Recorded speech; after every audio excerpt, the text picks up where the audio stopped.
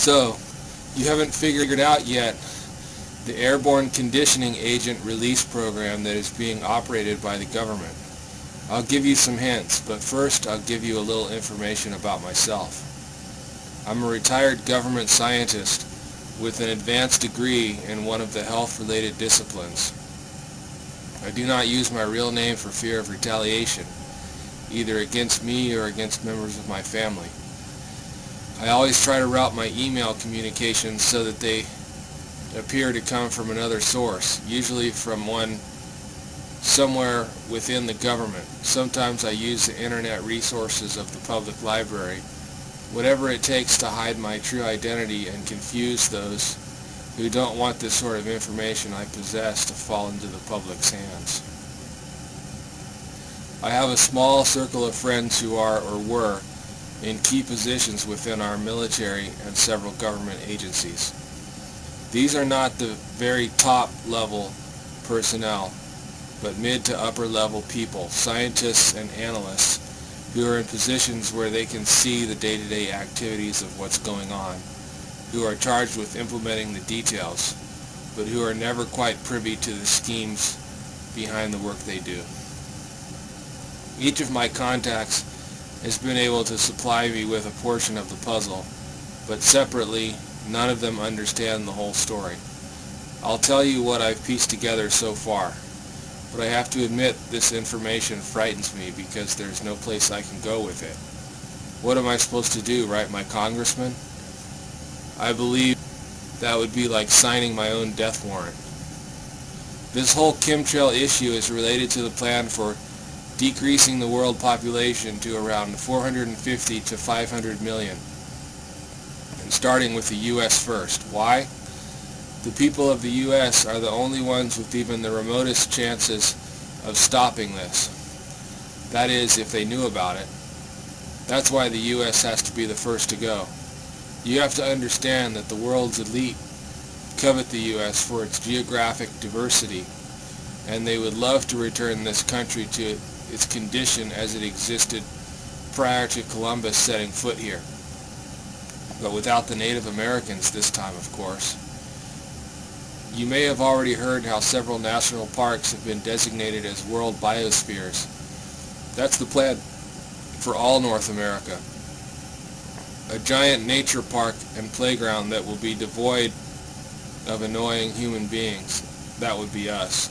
And the people actually involved in doing the spraying, as well as those who will take part in the rest of the plans, are being duped into believing they will be spared, that is, permitted to live and remain on this continent as administrators and caretakers of this vast nature preserve.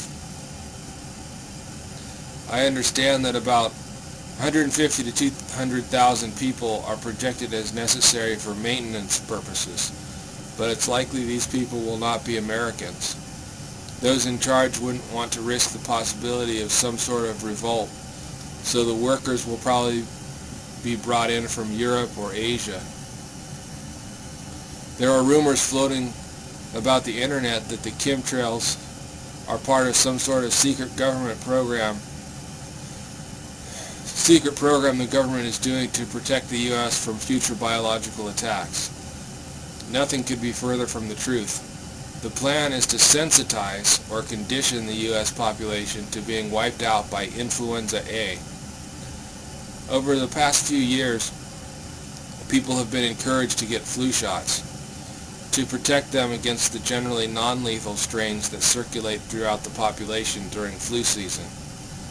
Each year, the U.S. government has guessed which strains were most likely to be spread. They seem to always guess right, don't they?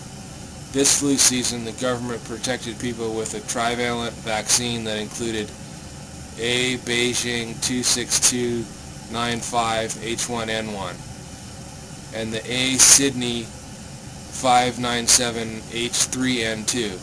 It also contained the B. Beijing 18493 like hemagglutinin antigens.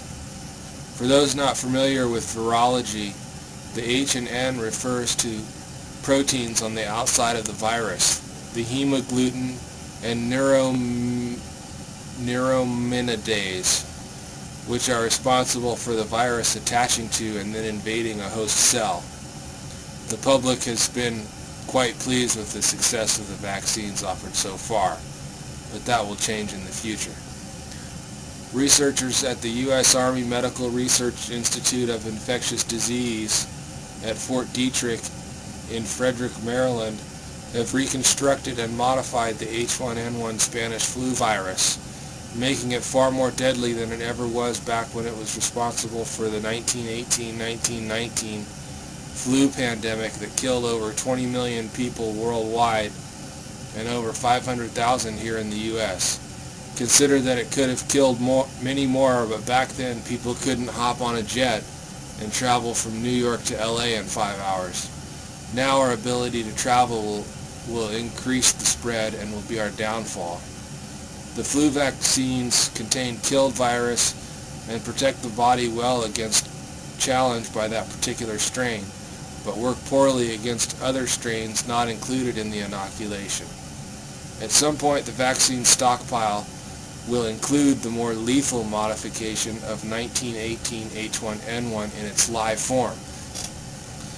Okay, most people receiving this vaccine will simply be renewing their annual flu shot, and the vaccine will still include the inactivated version of the more benign form of H1N1, as was included in this year's vaccine. The presence of the milder strain in the inoculum will slow down the progression of the more lethal H1N1 form, so people will become sick more slowly, but they will eventually die. It will just take a few weeks longer. In the meantime, they will be carriers for the lethal form of the virus, passing it on to everyone with whom they make contact. And as people hear that others are dropping dead from the flu, they will flock to get their own vaccination, and the entire population will be more receptive to infection because their lungs will have been preconditioned to guarantee it. If you will remember back to 1968 and 69, the Hong Kong flu, which was influenza A type H3N2, killed over 30,000 people in the U.S. alone. This was a fortuitous learning event for some because it taught them that the flu could still conceivably be used to wipe out a population, but at the same time it pointed out the need to precondition the populace so that those who might normally be resistant could be rendered susceptible. Hence the development of the vaccine program and the aerial spraying procedures to condition the population. Purpose of the chemicals in the chemtrails is to help the viral envelope fuse with lung cells, permitting easier penetration and infection. But what about those few individuals who don't succumb to the flu? Probability alone demands that there will be some who survive, pockets of the population that are either not reached or somehow, and this is less likely, are resistant to the lethal H1N1 strain. At this point, you must also remember that our military personnel have been immunized against a variety of pathogens, including the anthrax bacillus. For those geographically isolated areas where the flu doesn't do its job, it's a fairly simple matter to lay down anthrax spores and then send in what's left of the military to take care of anyone still breathing. The anthrax spraying will probably come under the guise of a flu protection program to save those still alive after the epidemic. And the military, having been exposed to the civilians with the flu, will eagerly await their own flu shots. I should emphasize that this is a last resort scenario. Those orchestrating the plan will not want to use anthrax until all other possibilities are exhausted. This because of the long-term viability of anthrax spores. To scatter them over the countryside would mean the area would be dangerous for use by humans, at least those not vaccinated against the bacteria. And think about this for a moment. Why do you suppose agencies like Fish and Wildlife are so eager to reintroduce wolves and other species into areas of the country which haven't seen these animals for generations? It's all part of the plan to restore this land to what the elite envision as its early paradise-like state, with wild animals freely roaming the uninhabited plains and forests. Granted, it will take some time to clean up the place and to maybe destroy a lot of small towns that might otherwise be considered a blight to the landscape. But for the global elite, it will be a small price to pay for their enjoyment.